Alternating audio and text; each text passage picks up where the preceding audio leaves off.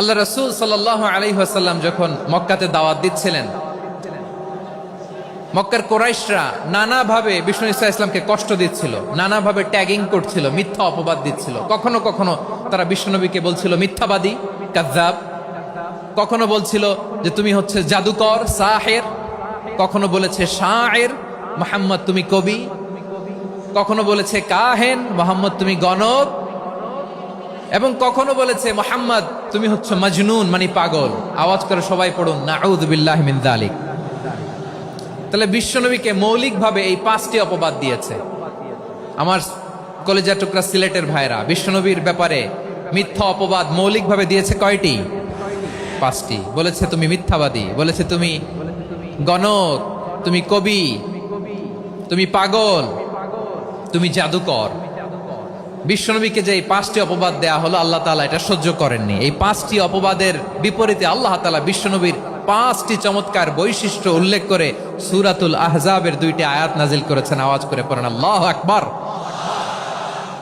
5টি চমৎকার বৈশিষ্ট্য সূরাতুল আহজাবের ভেতরে রব্বুল আলামিন উল্লেখ করে আমাদেরকে জানিয়ে দিচ্ছেন, ইয়া আইয়ুহান নাবিয়্যু ইন্না আরসালনাকা শাহিদান ওয়া মুবাশশিরান ওয়া নাযীরা ওয়া দাঈয়ান ইলাল্লাহি বিইذনিহি ওয়া সিরাজাম মুনীরা।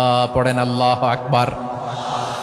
রব্বুল আলামিন ডেকে বলেন, ও নবী, নিশ্চয় আমি আপনাকে সাক্ষ্যদাতা রূপে প্রেরণ করেছি, সুসংবাদদাতা রূপে প্রেরণ করেছি, সতর্ককারী রূপে প্রেরণ করেছি, আল্লাহর দিকে আহ্বানকারী রূপে প্রেরণ করেছি, আর আলোদানকারী চেরাগ রূপে, প্রদীপ রূপে প্রেরণ করেছি। পড়েন সুবহানাল্লাহ। 5টা বৈশিষ্ট্য। 1 নম্বরে আল্লাহ তাআলা বললেন, হে নবী, নিশ্চয় আমি আপনাকে সাক্ষ্যদাতা হিসেবে প্রেরণ করেছি। সাক্ষ্যদাতা, বিষ্ণু ঈসা ইসলাম সাক্ষ্য দিবেন, এজন্য শাহিদ। শাহিদ মানে সাক্ষ্যদাতা। আওয়াজ করে বলুন, শাহিদ মানে কি? তিনি সাক্ষ্য দিবেন। মুবাশশির, 2 নম্বর বৈশিষ্ট্য হচ্ছে তিনি মুবাশশির। মুবাশশিরুম বিরাহমাতিল্লাহি ওয়া বিল জান্নাহ। তিনি আল্লাহর রহমতের সুসংবাদ দেন, তিনি আল্লাহর জান্নাতের সুসংবাদ দেন। সুবহানাল্লাহ পড়েন। 3 নম্বর বৈশিষ্ট্য হচ্ছে নাযীর, তিনি সতর্ককারী, ওয়ার্নার। তিনি সাবধান করতে এসেছেন, রিমাইন্ডার দিতে এসেছেন যে আল্লাহর পথে যদি না চলো, শিরকি কাজ যদি না থামাও, তাহলে এমন আযাব আসবে আল্লাহর পাকড়াও থেকে তুমি বাঁচতে পারবে না। তিনি নাযীর। বিষ্ণু ঈসা ইসলামের 4 নম্বর বৈশিষ্ট্য হচ্ছে দাঈয়ান ইলাল্লাহ, তিনি আল্লাহর দিকে আহ্বানকারী। এই যে আমরা আমাদেরকে পরিচয় দেই যে আমরা দাঈ, বলি না? বলি যে উনি হচ্ছেন একজন দাঈ ইলাল্লাহ। বহু বচনে আমরা বলি আদ-দুআত ইলাল্লাহ। এটা কোরআনের এই আয়াত থেকে এসেছে। সুবহানাল্লাহ পড়েন।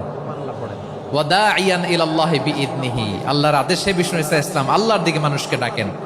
এবং বিষ্ণু ঈসা ইসলামের 5 নম্বর বৈশিষ্ট্য হচ্ছে সিরাজাম মুনীরা, আলোদানকারী প্রদীপ, আলোকদীপ্ত প্রদীপ, যে আলো দিয়ে তিনি গোটা বিশ্বকে আলোকিত করেছেন। আওয়াজ করে পড়েন আল্লাহু আকবার।